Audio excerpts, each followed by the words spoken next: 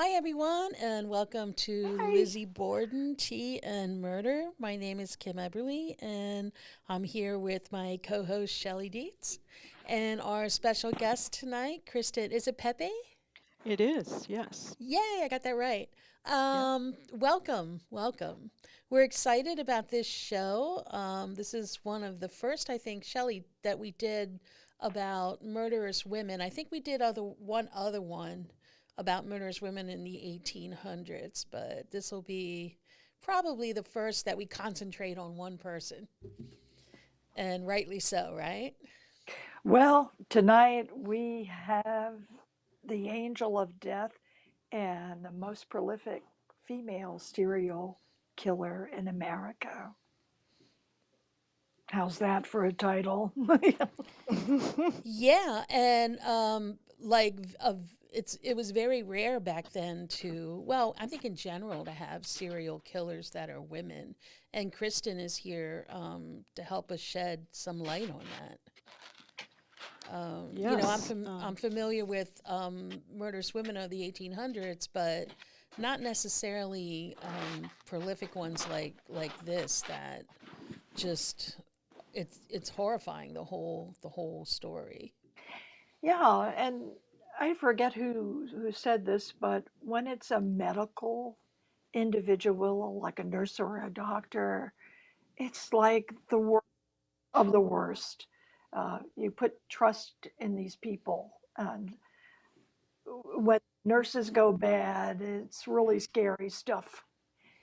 If you've been watching Netflix, there's a program called The Good Nurse about the Charles Cullen case, which was very recent. He has murdered possibly as many as, and I could hardly believe this, 400 people as a Which one is male that? nurse. What's his name? Charles Cullen is Okay. the serial killer. He's Yeah. presently serving 11 life sentences at a prison in New Jersey. And the name of the Netflix movie is The Good Nurse. And it's excellent with Oh yeah, I watched Eddie that movie. Redmayne. Yeah. Yeah, yeah. There was So these another things one. still go on. These still Yeah, things still go on. there was another male serial killer to be mentioned. There's another Netflix series on called Wild Crimes. And Hmm. basically, it's about crimes that happen in national parks, and that's federal. So anything the FBI that they find in parks, the FBI can get involved with. Hmm. And they actually caught a serial killer. He was spreading body parts across the country, and somehow they tied it in, and it turned out that he killed over 150 people. His last name, I think, is Duffy. And what was crazy about the story is President Bush pardoned him from the he was on death row, pardoned him from death row, so he could continue to give, like, information on where these bodies were. And he did. He revealed a bunch of places where he buried bodies. So Well, crazy. it, Kristen and I have done a lot of sleuthing over the years. Of course, we met because of Lizzie, and Kristen had pinned down where Emma Borden had gone to school, which was a big find. And that's how she and I met. Uh, and we got interested in working on other characters in the Borden case, um, and also in the arsenic and old lace Oh, mass murderess Amy Archer Gilligan, and with Kristen and our friend Joanne and Yeah. Barbara, we figured out where Amy Archer Gilligan was buried. She was another poisoner, as women killers so often are, giving the Borgia treatment. But mm. I wanted to ask Kristen, how did you get interested in Jane Toppin in particular? Um, well, Jane, as it happens, grew up, for lack of a better term, in the city of Lowell, Massachusetts. So she was bound out as they say, from the Boston Female Asylum, where she was dropped off by her. She and her sister were pretty much abandoned at this Boston Female Asylum. This was Uh, like an orphanage. it served as an orphanage, yes.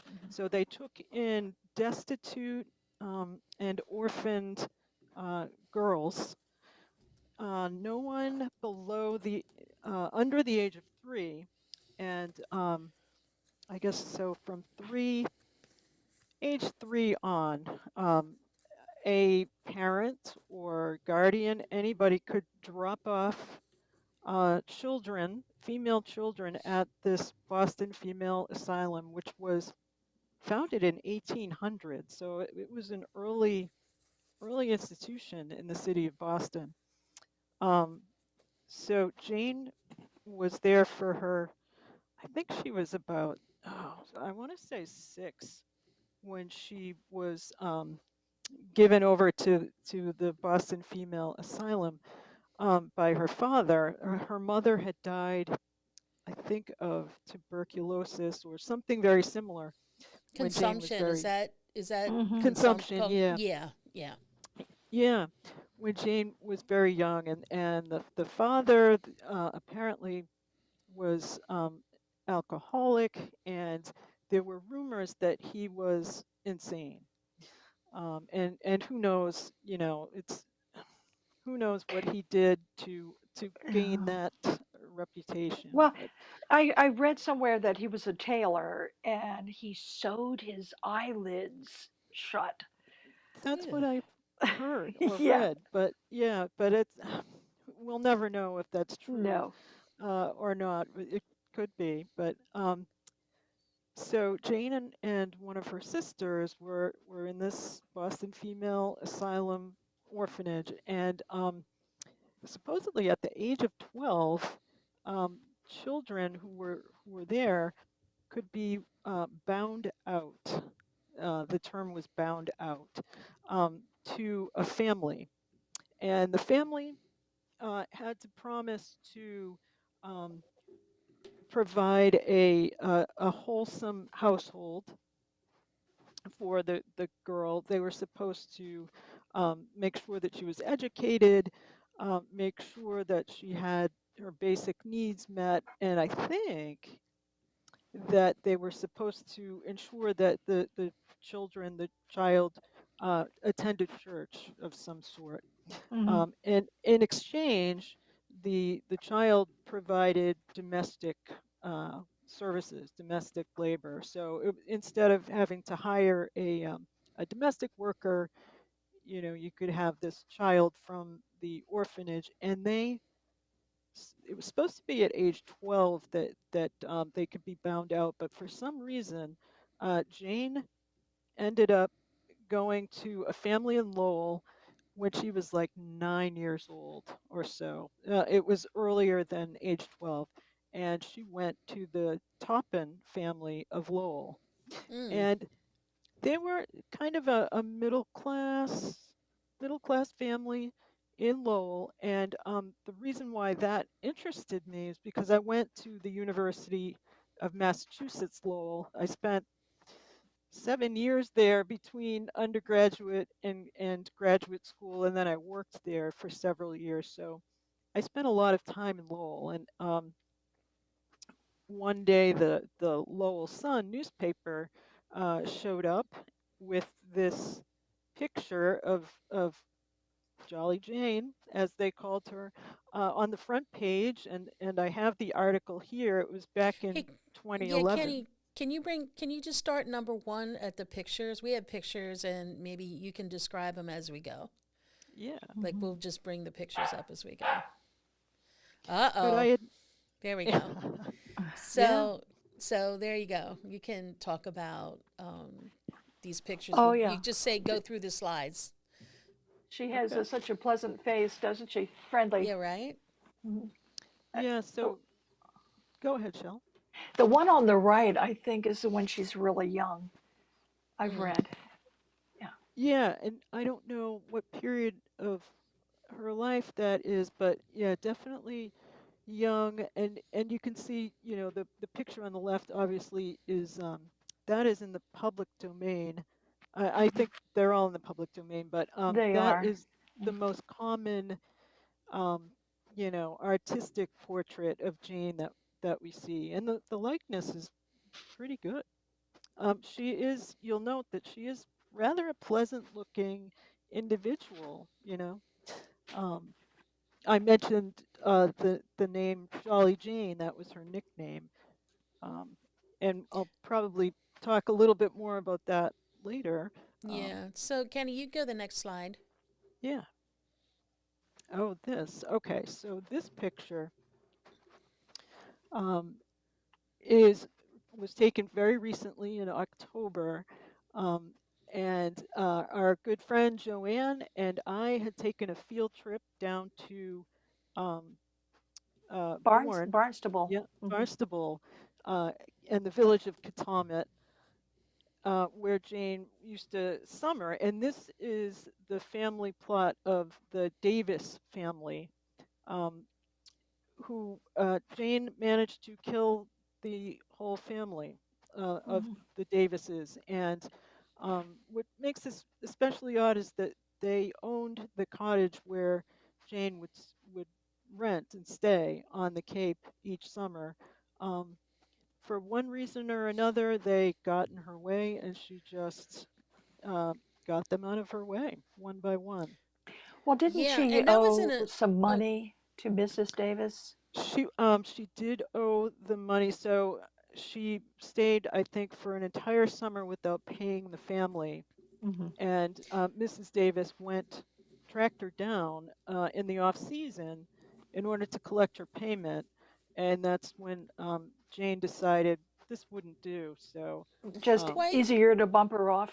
Yeah. yeah, I think that's how she got caught though, because wasn't it a short amount of time that she killed family members, like yes, over a short period, and then ultimately she was caught because of this Hmm. family, right?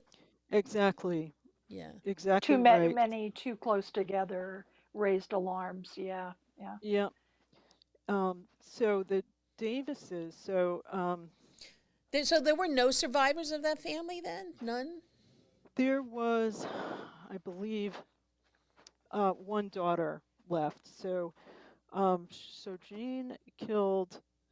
There were two adult daughters and the mother and father.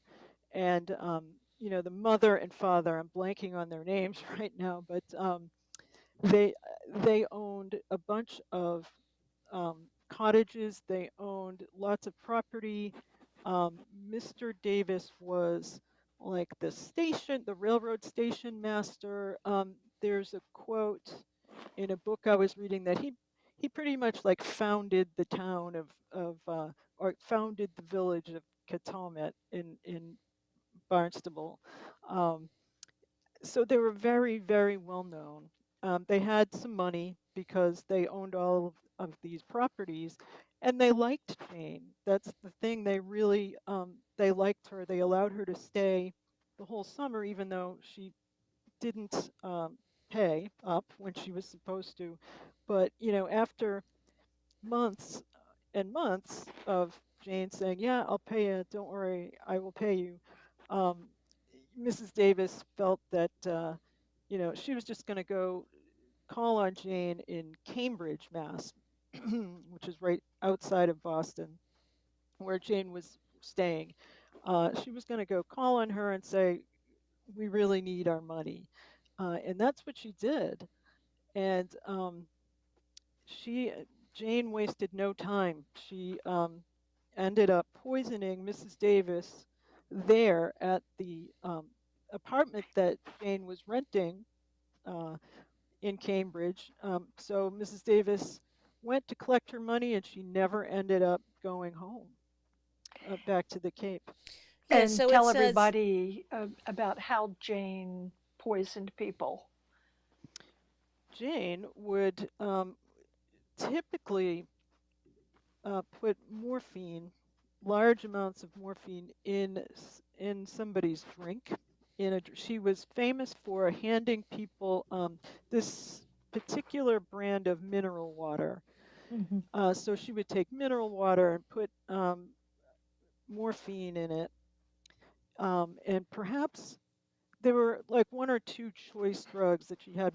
Morphine was definitely one, and she would Her give them. favorite go-to, but then there was Yes, also atropine as well. atropine, Yeah, which apparently has the opposite. It actually was a counter to morphine, and she would kind of play with the dosages and see what happened.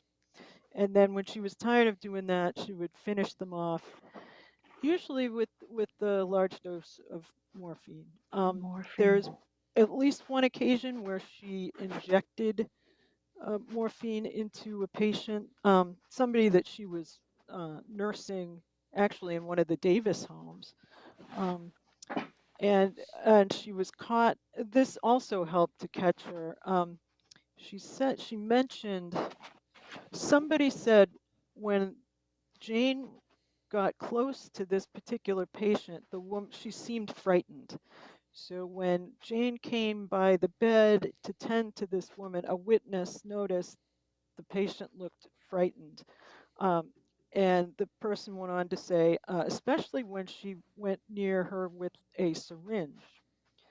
And there was a doctor present. The witness that I'm speaking of may have been the doctor himself. And he said, I didn't prescribe any injections. So Jane should not have been injecting anybody with anything, but she was Yeah. caught because there was a witness. Mm-hmm. So at least on one occasion, she injected morphine. So it says like crazy. She even killed her foster sister Elizabeth with a dose of, is it strychnine? Strychnine. I think that's the same as maybe arsenic. I'm not sure, but yeah, she killed her foster sister too, Yes, Yeah, she and that's did. when she strychnine. moved to the Davis family after that. I think Yeah, they had just gone on a picnic or something, she and they Elizabeth. did.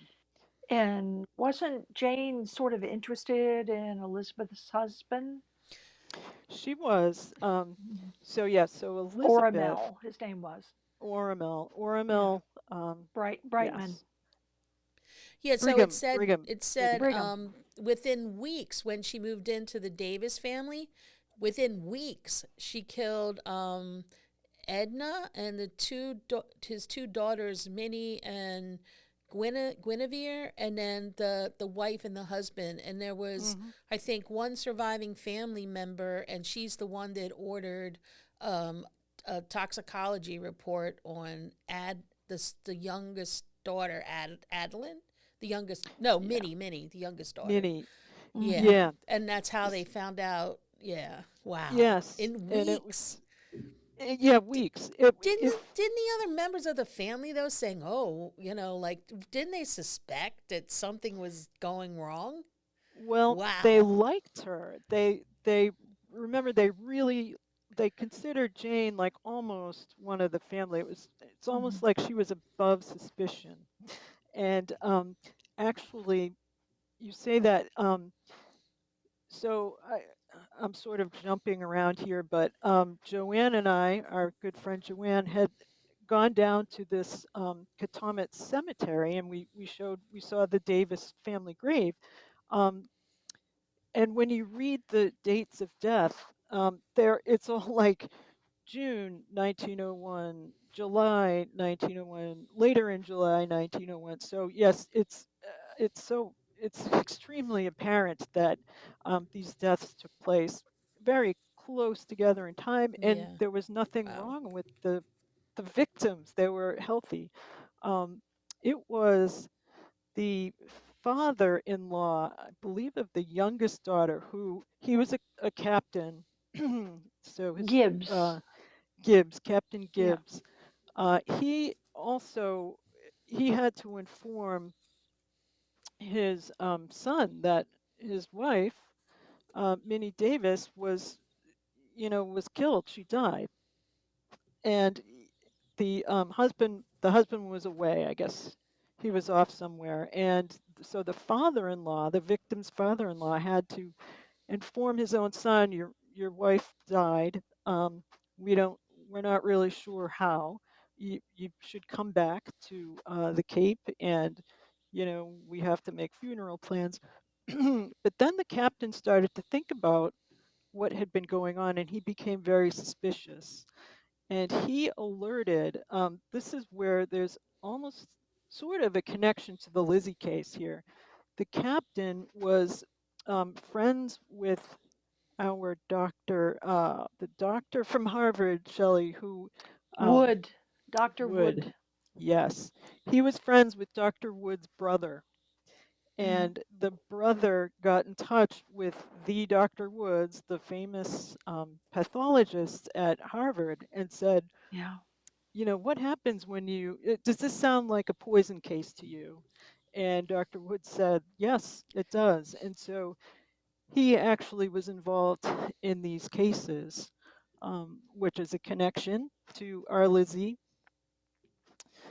So yes, this Captain Gibbs suspected, and I think after in hindsight, well, everything's easier in hindsight, of course, but pretty much it was this Captain Gibbs and the remaining sister who were like, something just is not yeah. right here. Put two and two together. Yeah. Yeah, Oh, but it was too late at that point. yeah.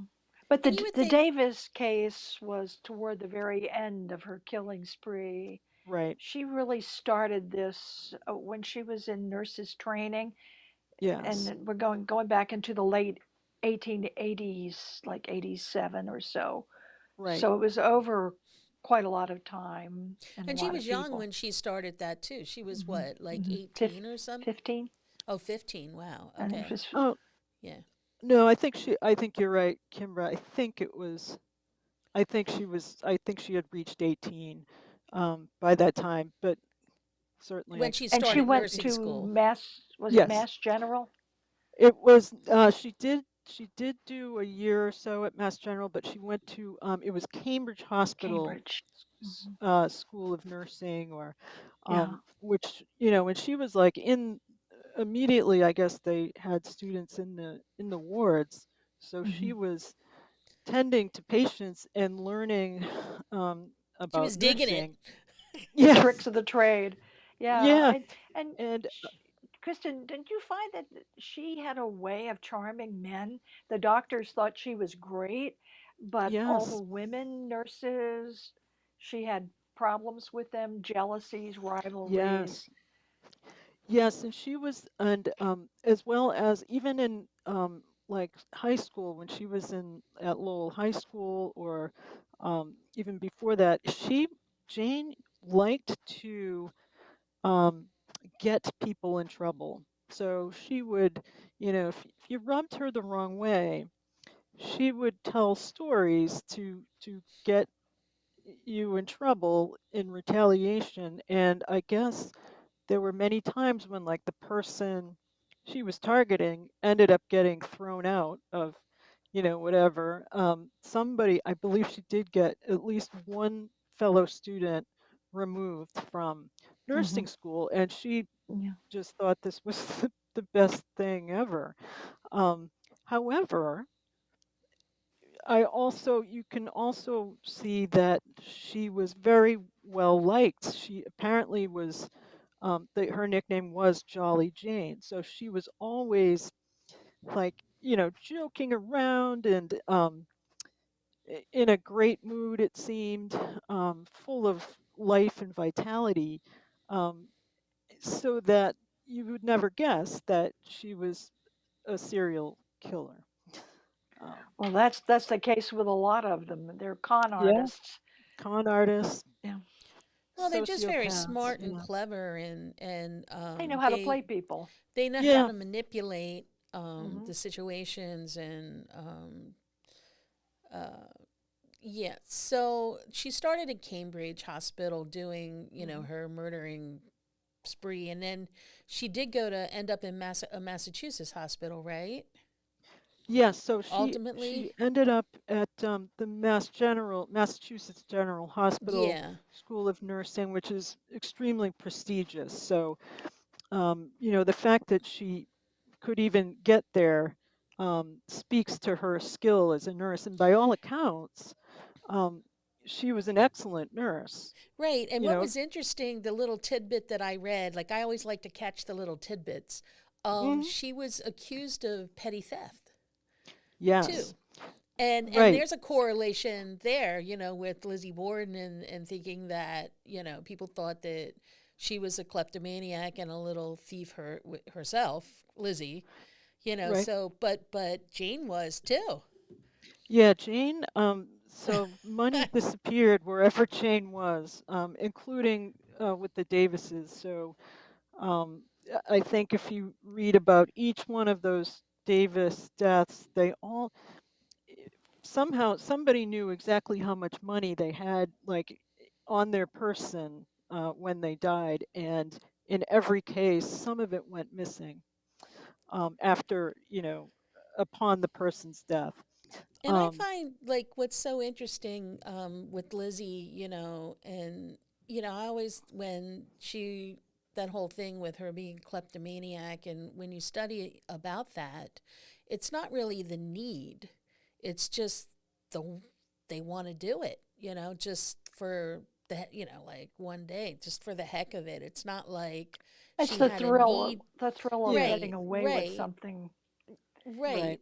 So Hmm. is that part of an MO, like with people like serial killers, which is totally different, I think, than Lizzie Borden. Lizzie Borden, I think, just snapped.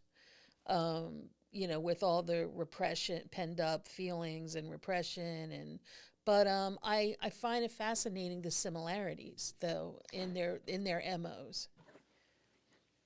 Just their And there, personalities. yeah, I mean that's it is interesting to think about. I think Jane actually, I don't doubt for a moment that there was an aspect of the like, I'm just going to do this because I can. Hmm. But she actually did need money as well. Although she made really good money, as you can imagine. At the time, she was Sure. a highly skilled professional, and because she could not hold a job at a hospital. Actually, she was never certified. Hmm. She had to leave her education before she could be actually certified as a nurse, but she had the training and education. So what she did was she took on um, private patients. So she would nurse people in their homes.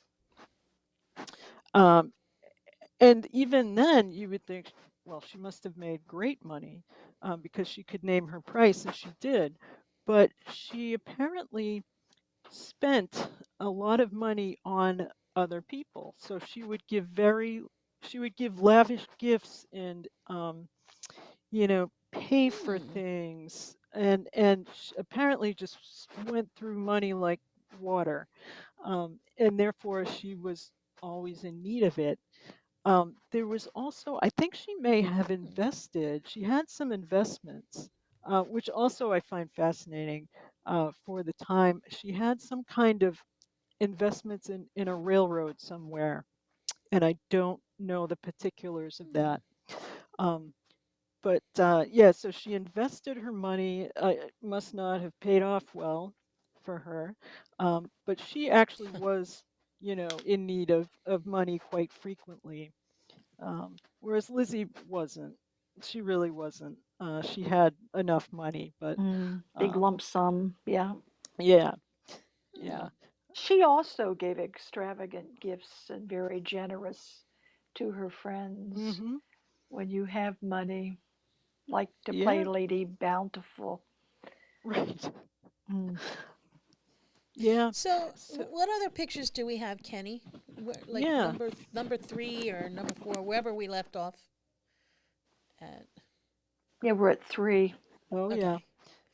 Okay, so this is the house um, in Lowell that Jane grew up in, and this was it was quite a nice house actually. Yeah, it looks We nice. Yeah, it really was. We walked around the neighborhood. and kind of walked around the house, very well kept. And it looks like it hasn't changed much at all since the time Jane lived there, because I've seen pictures from the time or after she was arrested, and it looks pretty much as it did. So Kristen, did is she this have where you met the lady that let you come in and look? That was down in Katamet. So that was down in, yeah, Katamet. Thanks, Joanne. No, we did not encounter the people who live in this house in Lowell. No, um, but it's quite a nice neighborhood. We drove around and saw the school that I'm pretty sure Jane must have attended. It's called the what is it? The Varnum School in Lowell. It's no longer a school. It's now veterans housing, but it was definitely there in her day at the time. Um, So I have a question. yeah, Now, when Jane was growing up, was she grew up with a foster home? yes. So So these was this the people, foster home? this was the foster home. Oh, Yeah, okay. this. All right. So this was the Toppin home, where she would have grown up. So she had a foster sister, Elizabeth, who was 20 years older than Jane, and then a foster mother. I think the father, the woman's Mrs. Japan Toppin's husband, I think died before Jane came into the household. Um, Jane was given she took on the Toppin name, even though she was never officially adopted by them. Her Mm. Her name name was was Honora A- Kelly, wasn't it? Honora Kelly. She Yes, was Irish. she was Irish, and Mhm. apparently she Anne Toppin was her name, the foster mother. Um, did not she was she did not love the fact that Jane was Irish. That was considered, like, I can't have an Irish girl in my house. I don't know why. So she would tell everybody that Jane was really from Italy or something. Yeah, She made up Italian. some story. Yeah, she made up a story about her being related to like some Italian noble person. Um, Hmm. no, I don't know. Again, I have not verified this. This is just something I read, but I just find that odd. So she was given the name Jane Toppin instead of Honora Kelly. And apparently she, just did the ordinary household chores. You can read in various sources that she was treated terribly and this, that, and the other, but I don't know that that's true. Um, who knows? It couldn't have been She couldn't have been abused, I don't think. When Jane turned 18 and was free to go, she chose to stay with the Toppins rather than leave. So Hmm. when these children who had been bound out to families, when they reached age 18, they could choose to leave, and the family that they were with was to give them $50 and like um, suitable clothing for whatever they were choosing to do in life. So the fact that Jane chose to stay is interesting in itself. So she didn't try to flee. Shortly thereafter, Anne died, I believe, and the foster sister Elizabeth took over the household, and she and her husband Oramel moved into that home in Lowell and lived there. And Jane then decided to go to nursing school in Cambridge, but she would return to that home periodically, to visit and to stay. So it could not have been a traumatic upbringing, I'm guessing. Well, If yeah, she, you always wonder with these serial killers, was it nature? or nurture or a right, combination of both. And right. so her And we'll background. never know. Right, Let me her see the background, next I mean, slide. who knows? She could have had if insanity did run in the family, this could be the manifestation. Who knows? Hmm. Um, this picture is down in Katomet. Once again, this is the Methodist church that from which all I think all of her victims were buried down in Katomet. So the church is still standing. It seems to be unchanged. I don't know for sure. And right across the street is the Katomet Cemetery. And when you read about the case, you'll see that, particularly with the Davises, one of them became Jane's victim. They All they had to do was go right across the street from the church to the cemetery and hold the funeral. And then, as you read, because these deaths were one right after another, it's like, so then there we were again at the Methodist church, and all we had to do was go right across the street and have the funeral. And the victims, the Davises anyway, were buried all in the same family plot. And the victims, for the most part, are all near one another, buried in that cemetery. But Yeah, I think the um, next slide is the cemetery, I believe, or actually, some of it. this is Elizabeth Brigham. This is back up in Lowell, Lowell and Cemetery. yeah, Lowell Cemetery, which is fascinating, by the way, if you Yes. ever get to go. We It's had a great visit. I was with you yes, when we I were know. looking for Elizabeth that day. Yes, and we found Elizabeth there. And it just no, she was buried in what 1901 or two.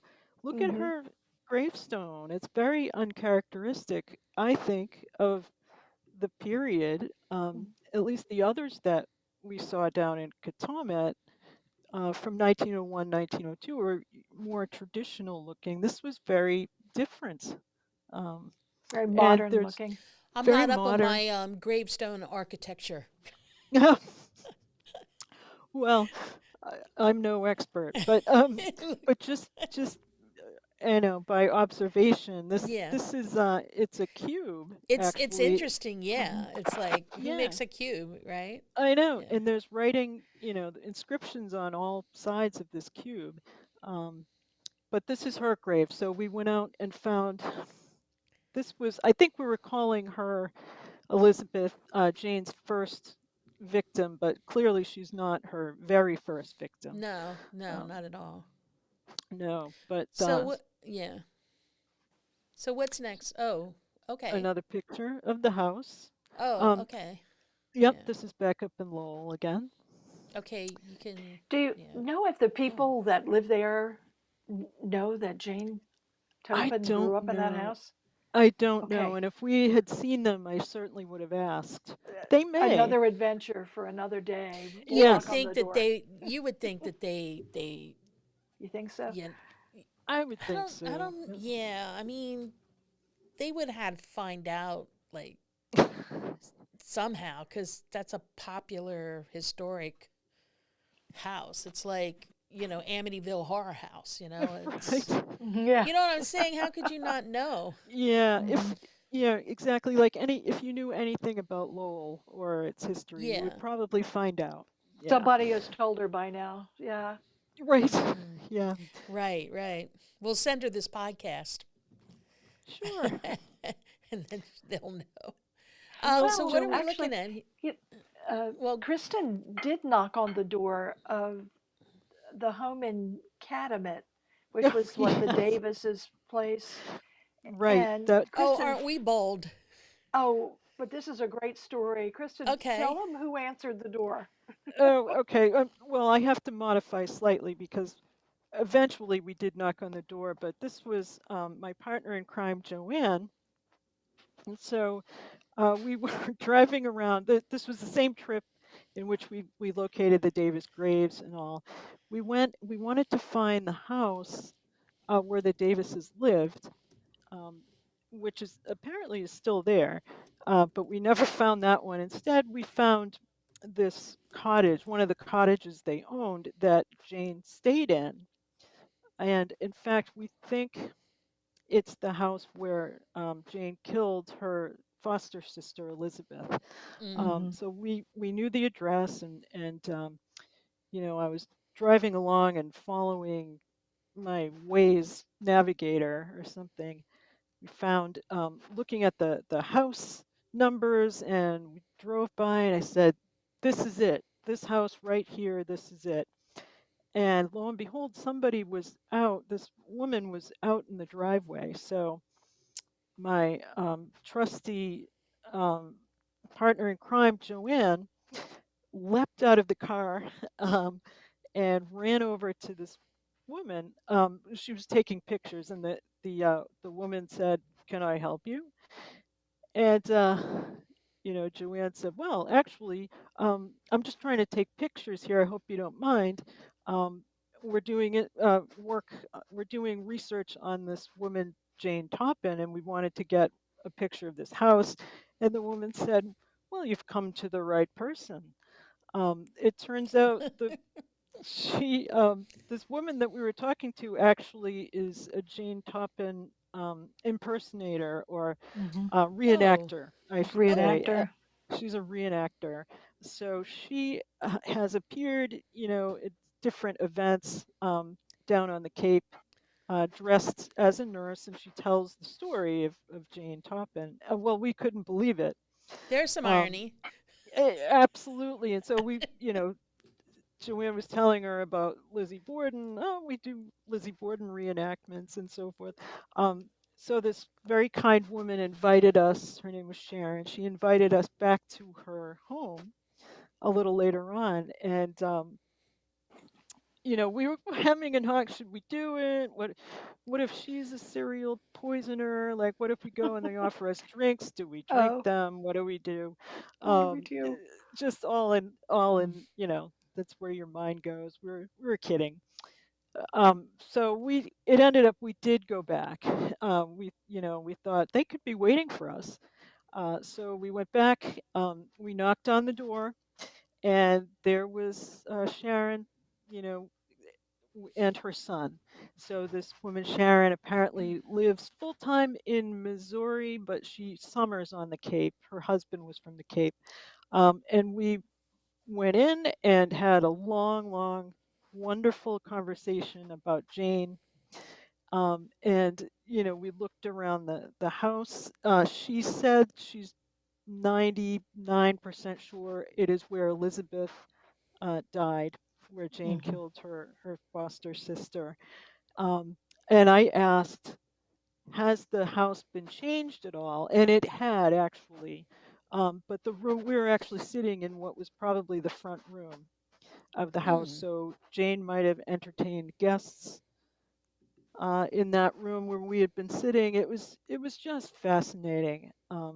We learned a lot from her. She's a former teacher, so uh, she was very precise in her information, and we saw pictures of her in her nurse uniform and costume, and it was just a great day. Did she know about the house before she moved there? Like, is that When one of the sh reasons she moved in? No, actually, well, it may have been. Her husband was from the Cape, and they used to summer there every summer, and they would drive from Missouri to Cape Cod. Yeah. Um, I guess they were looking at homes, and the person who owned this home that they were interested in buying told her everything about the home and who it belonged to, and that did not deter them. It did not. I would have been like, all right, well, I would have asked maybe for a price reduction. I Oh, know. Can you reduce the price? Please, wow. yes, could you cut me a deal on this one? Oh, over the No. years, we have met some incredible people, interesting. You just have to put yourself out there, take a chance. Sometimes Yes, it pays off. And we've been really lucky, haven't we have we? been very lucky, very Hmm. lucky. We have met some fascinating people, Learned a and lot of things.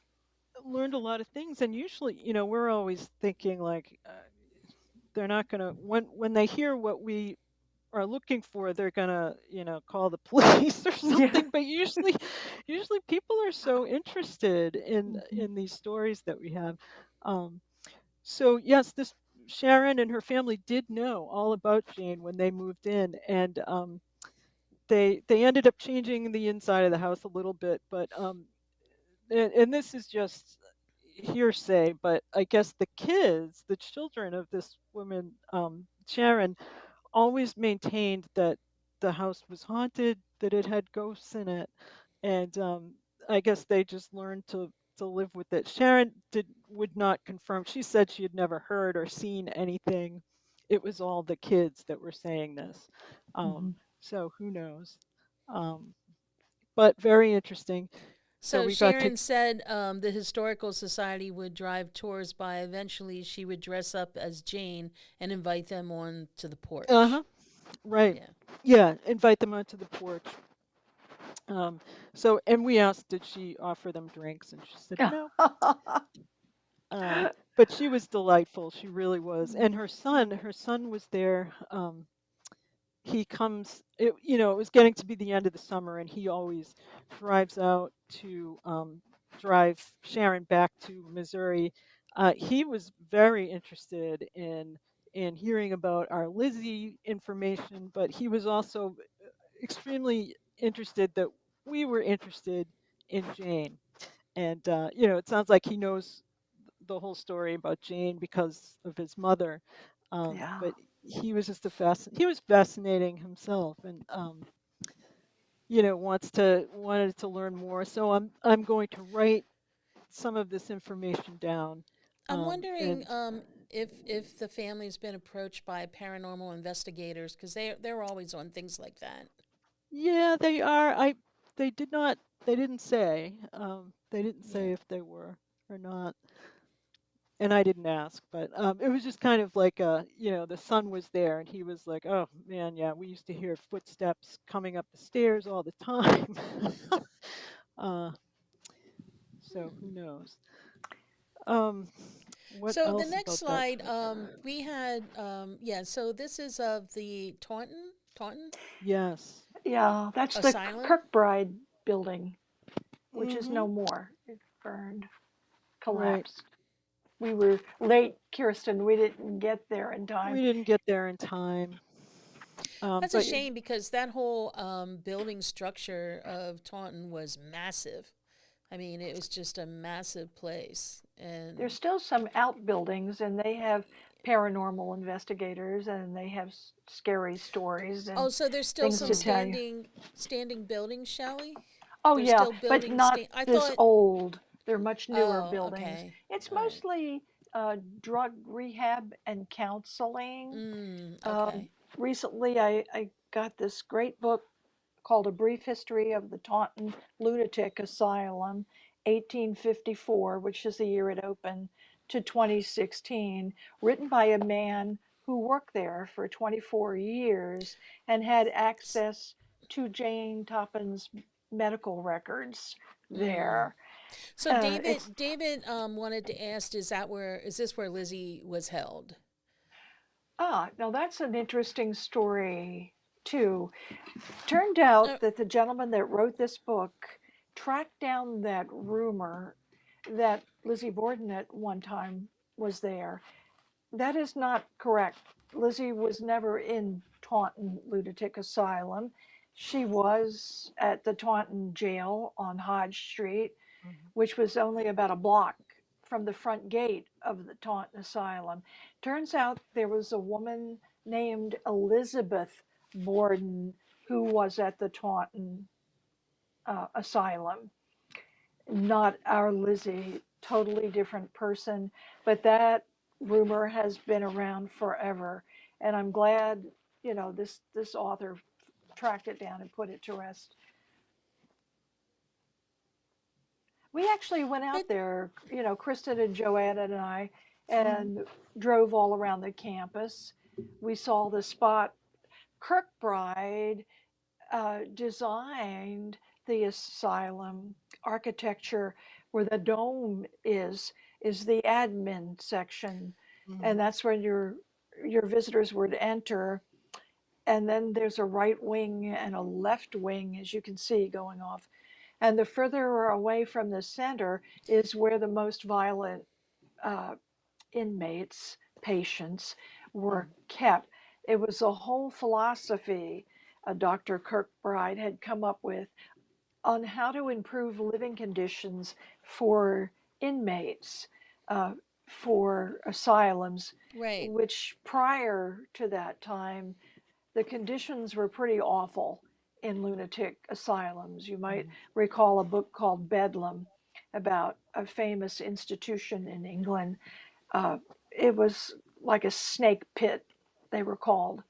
And so Dr. Kirkbride wanted to come up with a whole new way of treating mentally ill, including having them have jobs and work at the building, uh, clean and sanitary, hygienic. They did embrace electroshock therapy, hydrotherapy, and other things which today we would find barbaric. But compared what had come prior, this was a whole new, more humane way of Mhm. treating mental illness at the time. so So this uh, building collapsed and there were fires, vandalism, and it wasn't plowed under until about 2010. So, Kristen, we were a little bit late, We just a few were, years. um I yeah. would love to see it. Dr. I Kirkbride, by the way, was shot by one of the patients. He recovered, uh, Mm. but that's something I just learned from reading Yeah. this great book the other day. So Uh, Pamela's saying, Shelley, that the jail in Taunton is the jail in Taunton is no longer standing, correct? The jail, That's not the right. asylum. It's All very, right. very, very close to the asylum. And Yeah. Lizzie mentions in one of her letters that she writes from Taunton jail during the 10 months she was incarcerated that her spirits were so low they may as well take her down the street. Mhm. And down the street And she did was this mention was the this asylum asylum. though. Yeah. She Put meant me in this the this asylum building. or Yeah. whatever. So Lady V says I was late and I'm so sorry. Is this that she wanted to ask you, do you think Lizzie followed Jane's trial? Oh, I would say so. It was all over the place in the Mhm. newspaper. The trial, Kristen, was what, 1901? 1901, 1902, right? Yeah. Oh, I'm sure she would have known about it. Yeah.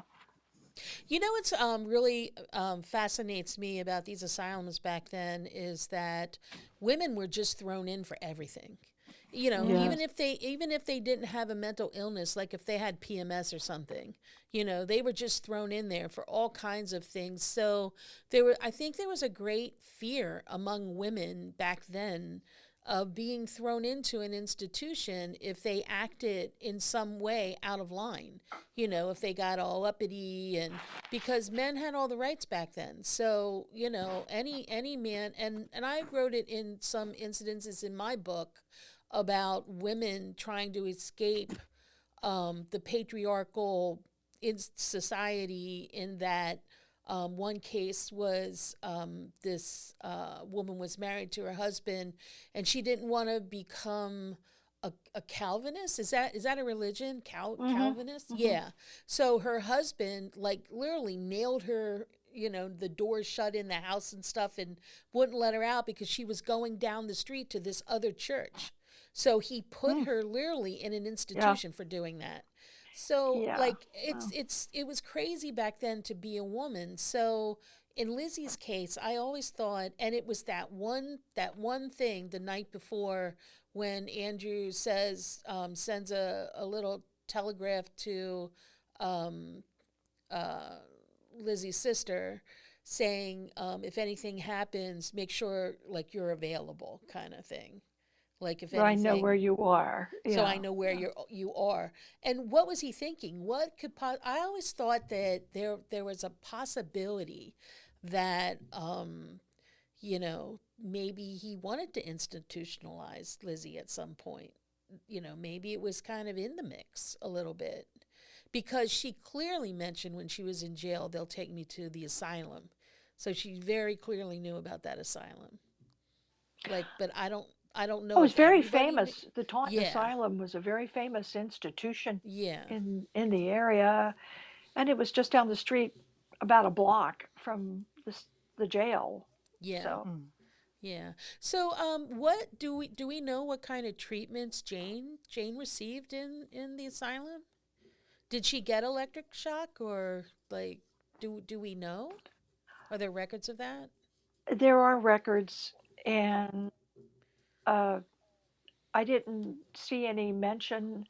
She was put to work almost as a help to the nurses when she first got there.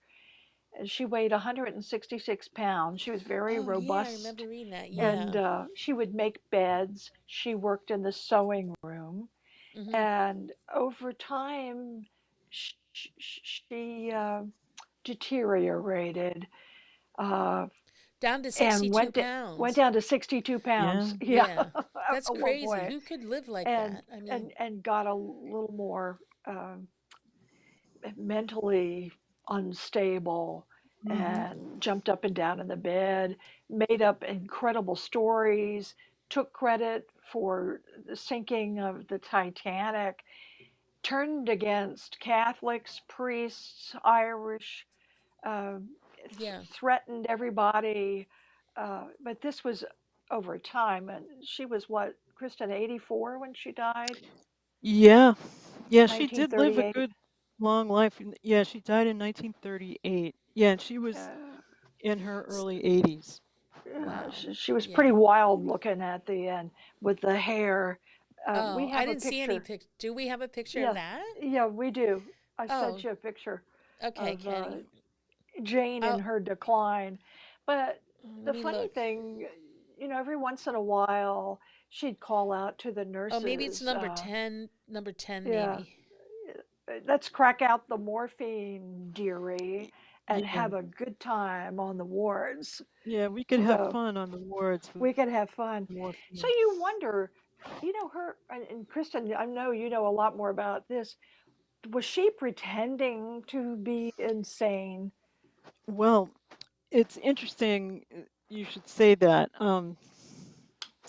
She when she was arrested and put on trial, I think it was before the trial, or it might have been shortly before the trial ended. They brought in what they called insanity doctors, and they were psychiatrists, or what the equivalent of psychiatrists of the day, to assess her. And they didn't have to speak to her long before they concluded she's insane. Well, they Jane claimed that she knew how to answer questions. She knew, because she was a nurse, Mm-hmm. she knew how to feign insanity. So she said that she knew exactly what to say and answered accordingly. But then, after they declared that she's insane, she got really upset and said, "No, I am not insane. I am completely, I knew exactly what I was doing." And I think that you know, uh, her law team must have been like, "Shh, you don't know what you're saying. Don't say anything," because she could have gotten the death penalty, I'm sure, if she were Oh not yeah. found to be insane. Yeah. In fact, she would have been the first person or the first woman in Massachusetts to be executed by electric chair that had Mm-hmm. just been instituted. Well, And if you're uh, diagnosed as having a mental illness, I don't think they can kill you, can they? Because they're not or supposedly there are laws that prevent that from happening. However, it has happened, and Or I'm reading maybe, even yeah. today, Mm. it still happens. So she was adamant that she did not want to be labeled, I guess, as insane. However, she I think, very gladly went to Taunton, and I don't think she ever protested, no, put me in jail, I belong in jail. I think she was pretty happy to be where she Yeah, and was. and and wasn't she also harboring a thought that she might get away on appeal at at Yes, one time? yeah, Yeah, I think she So, was, yeah. didn't so happen. we have two questions. The first one was, how does Taunton Asylum compare to the Tewksbury State Hospital? I don't know that answer. Maybe one of you does. And then the other question is, did by Lady V on YouTube? We're on YouTube also. Did Mm, Jane ever give a motive for the murders? okay. I can answer the question about Tewksbury. Oops. Okay, good. Um, I Shelley and I were just talking about this. I live in the next town over from Tewksbury, and I volunteered for 2 years at the Public Health Museum, which is located on the grounds of Hmm. Oh, the nice. old Tewksbury Hospital. And so the Tewksbury Hospital, or the Tewksbury institution, I'll say, started way back in 1854 as an almshouse. So it was, you went there, people went there. If they had no place to go, they were destitute. Um, and the day they opened in 1854, I think it was built to hold like around, I don't know, say 500 people or something. Wow. And the day it opened, they had like, it was full to capacity basically. Um, I guess, I don't know what happened to cause that, other than, I don't know if it was poor planning, or there were other conditions that led to just not enough uh, Yeah, places for yeah. people. But Well, the same thing happened at Taunton, which opened around the same time.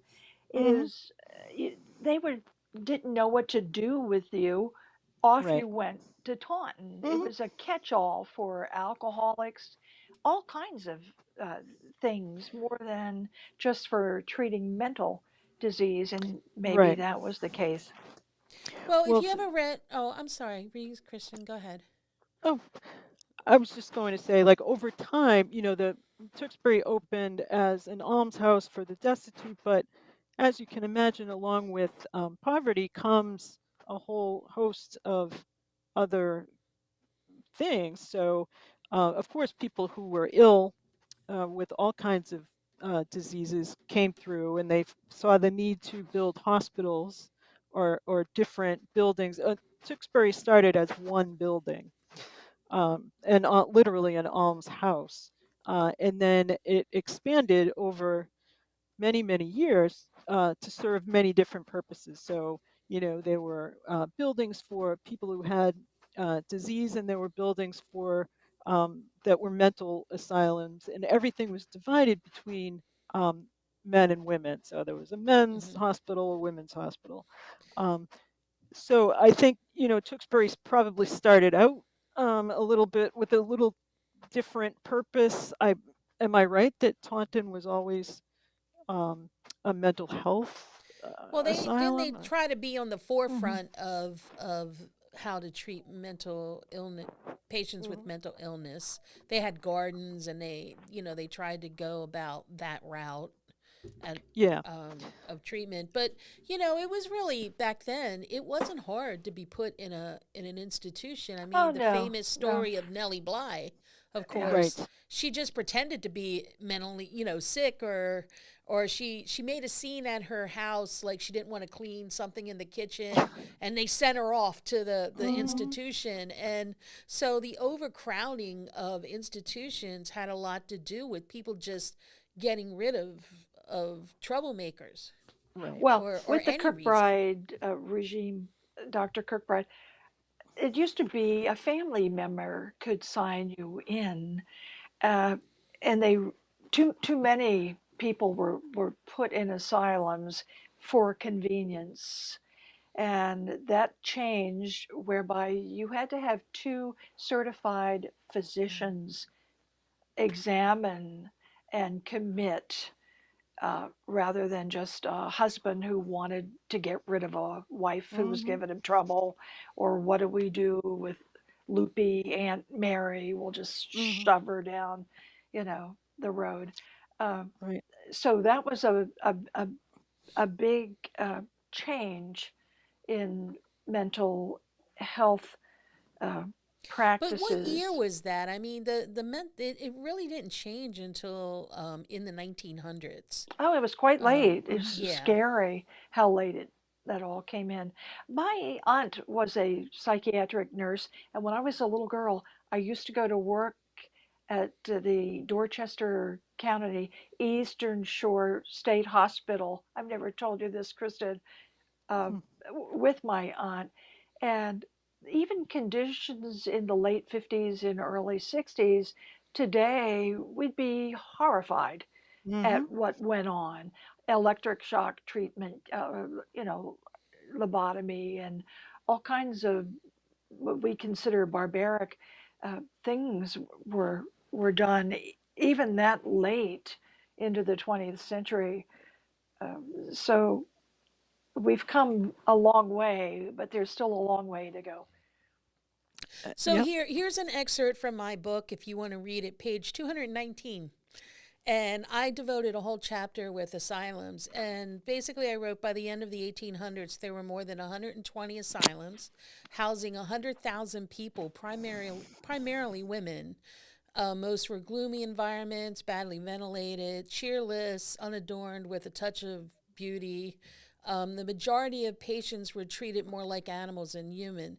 So a sampling of documented reasons to be committed between 1864 and 1889 included imaginary female trouble, hysteria, religion, laziness, masturbation, menstrual derangement, domestic trouble, superstition, political views, which I find Mm, astounding, and reading novels.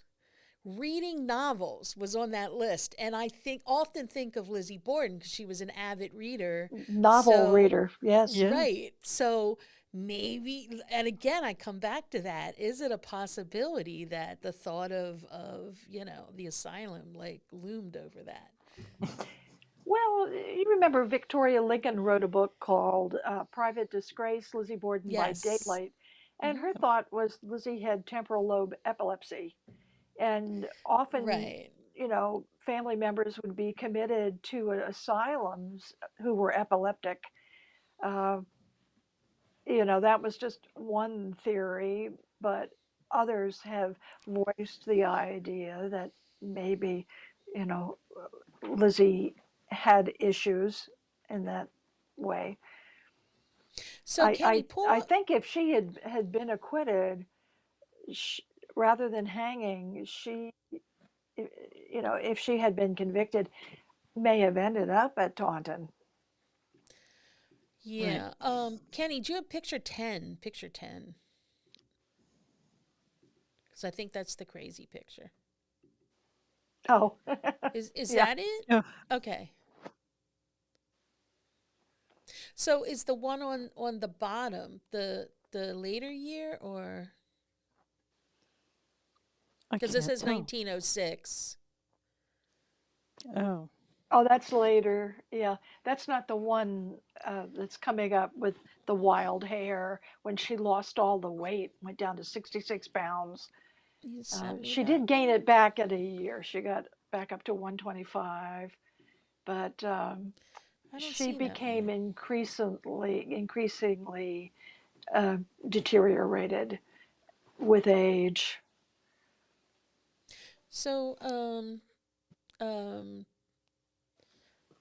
so I want to bring up some of these photos. Now you ladies have known each other for quite a while, and Yes. um, you've shared a lot of stories with Lizzie Borden, and um, you had a is it the Mutton Group? Oh, The mutton Yeah, eaters, yes. the the mutton mutton eaters. eaters. So Kenny, from picture 13 on are the mutton pictures. So there you ladies are. Well, this was So actually on August 4th at the Borden House. And Kristen, don't you love your friends? Because who else would do this for you? Right. Volunteered, to play the part of Alice Russell. And she's Alice Russell. That's Joanne, our other mutton eater sleuthing friend. And Barbara Morrissey, who is no longer sadly with us. But the four of us gals, over how many years, Kristen? Many, Many. uh, have Mhm. gone to investigate things related to the Borden case, houses, cemeteries, just everything. And then we recently have gotten interested in some other New England cases, like Amy Archer Gilligan Mhm. and now Jane Toppin. But this is August 4th reenactment, and Kristen is holding up her lens of Sherlock, Oh, which was a yes. prize. We used to give that out once a year to someone who found new material on the Borden case. And this was the year that Kristen found out where Emma Borden had gone to school, which had heretofore not been known. And it was the Wheaton Female Seminary Mhm. for women. Right.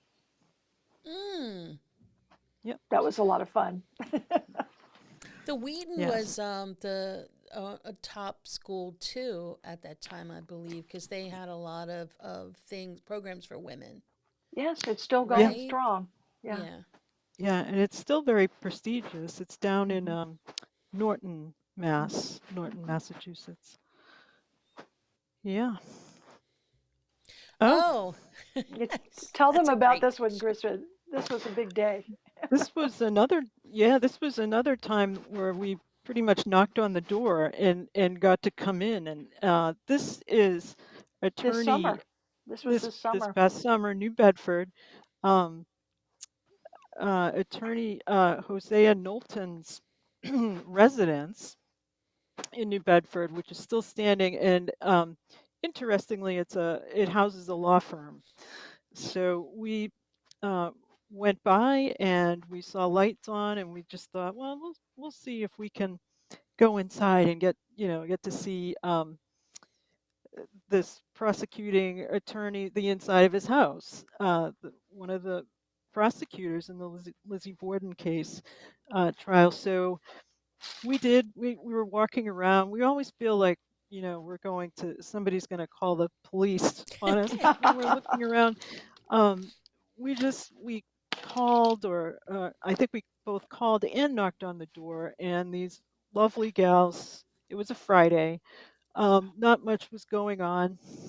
The the big boss was not in that day, and they said, "Come on in," and we got a tour of the The whole basement. house, the Yeah, basement, which was which was fascinating. creepy.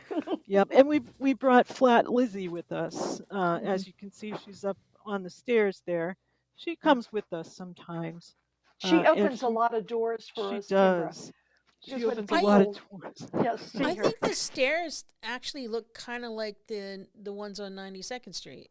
The way they curve They around, they're do. they steep. Yeah, do. right, the way they curve around. Yeah, it is Was that a reminiscent thing of back that. then? Well, I think the Part. Knowlton house is about the same vintage. I Yeah, think close to I it, think so. and It's it's bigger. very Greek revival, Like Italian all age. those Yeah, like all those old houses, they seem to have very steep staircases. And I have a friend who lives in upstate New York, and her house was built in the 1500s. And just this last summer, Kenny and I went to visit her. those steps are so, it's not like they're steep. The actual step is like a 1.5 step. Like Hmm. like you know, like the regular like stepping size. Hers was like 1.5. So it took a lot of like knees to get up a step. It was really Hmm. odd. Like, Wow. what were the people thinking building steps back then? Like, how I, dangerous they were. They were really I don't know. dangerous. Uh, if you wanted to kill somebody, you could just shove them over the banister because they were very Uh, low on Yeah, the top. just like, I'm sure a lot yeah. of people broke their neck on these staircases, but that was a fun day this summer. Yeah. Oh, that was such a fun day. Yeah, we had a great time, and as I said, like these two women, they worked at this law firm. They were so gracious, and we were there for at least an hour, so we took an hour out of their workday. But they were thrilled to, you know, to have Flat Lizzie and Yeah, to David everybody saying wants a he would flat bring her to Lizzie. work yeah. and telling patients about her. Please let me know how I can adopt her. Well, she's right behind my head here. She lives in the Lizzie room, but she is a real emissary, I guess. When I travel, I take her in my trunk, and when people open the door, who could refuse? And she ends up posing with family members and pets, and Flat Lizzie has gotten us into a lot of places, hasn't she, Kristen? She certainly has. Yes. Oh, I won't even name them all, but mhm. yeah, some key places certainly. I think we have some more pictures. Yeah. Ah, Yep. this was the first Flat Lizzie that Barbara and Joanne made. Barbara lay down on the floor and Joanne traced her on foam core and then dressed her. Uh, I and didn't know there was another one, Shelley. I thought you had the this only was the one. prototype. Yeah, yeah. Oh, do you And still have this, that one? yes, yes, we Yes. have her. Oh, Yep. that's cool. Tell them Very about cool. the trolley tour, Kristen. Oh goodness. Yeah. One year. So after we stopped doing reenactments, was it after or one year we weren't doing Mhm, one of the reenact. We weren't going to mhm. do the August 4th. Shelley was asked to do a trolley tour of Lizzie's sites around Fall River, and I went along in costume, as did Joanne, just to kind of carry things and sort of be sidekicks. And we brought Flat Lizzie, and we propped her up in the front of the trolley. I think we tied her to something at the front of Oh the yeah, trolley. that's And actually inside the trolley there. Yeah. oh, that yes, it is. Mhm, So it was that year. Yeah, we she stood the whole during the whole tour, and mhm. the driver was so concerned that Flat Lizzie be untouched and unruined. He was so careful, like don't he was driving very gingerly so as not to damage Lizzie. But it was one thing. It ended up being the best day, but um, we actually had several problems with the trolley. Like it ran out of something happened with the air brakes, Mhm. um, Oh, and Broke he down. only Yeah. we ended the tour with, okay, I only have enough air in the system to get down the bottom of this hill and back to the parking lot. So you have to talk really fast. Mm. wow. So we had to end that really quickly. Otherwise, Uh, we'd lose our but brakes. nobody got off the trolley, so we No one entertained got them. off. If you know Right. Fall River, it's a city of hills like Mm-hmm. San Francisco. Some are quite steep. So we were hoping that the trolley wouldn't end up in the Taunton River. Right. Mm. I Yeah. never And the noticed a trolley there. Is that an ongoing thing? They have a trolley there all. No, They or is do. that Yeah. I The never city owns noticed. them. Hmm. Okay. I'll have to I've um never been on a trolley. This particular tour was organized by the Fall River Preservation Society, Mm. and I've done a few for them. And the trolley can be hired for private parties, and I've done a few of those uh, doing Lizzie sites. In fact, the day before they knocked Lizzie's school down on Morgan Oh, Street, right. I had a Hmm. tour bus or tour trolley of seniors, and we didn't know at the time that that's the last time you'd see that school. The next day, we drove down the street and it was demolished. A So when pile we of saw it, we didn't bricks. know. Hmm. Yeah. It was shocking actually because we had just pointed out the Just seen it. school. Hmm. Yeah, we had just seen it, and like literally, it was less than 24 hours later.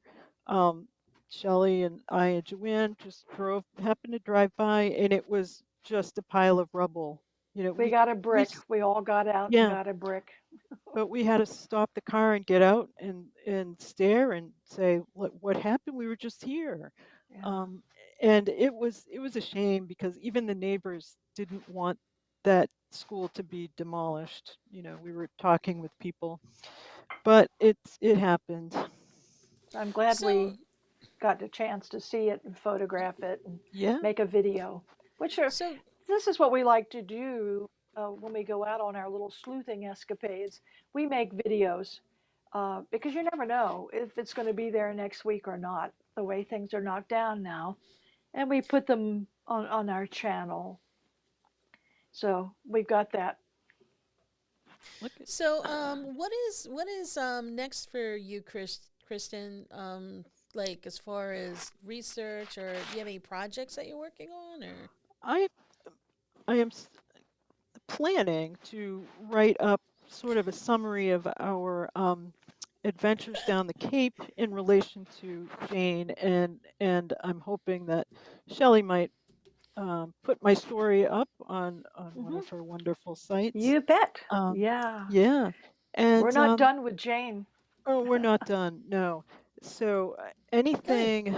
I do have some ideas of further places I would like to research related to Jane, as well as we're not done with Amy Archer yet either. So Amy Mm. we Archer would, Gilligan, right, Arsenic and Old Lace, Poisoner, right, and and Kristen then and Barbara, Joanne, and I all did a lot of work on that case Oh, right, great. as well. Yeah. And we're not done with Amy.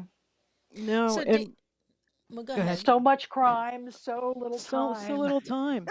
Um, we did to sort of round out here. We did go and try to locate Jane's final resting place in Taunton.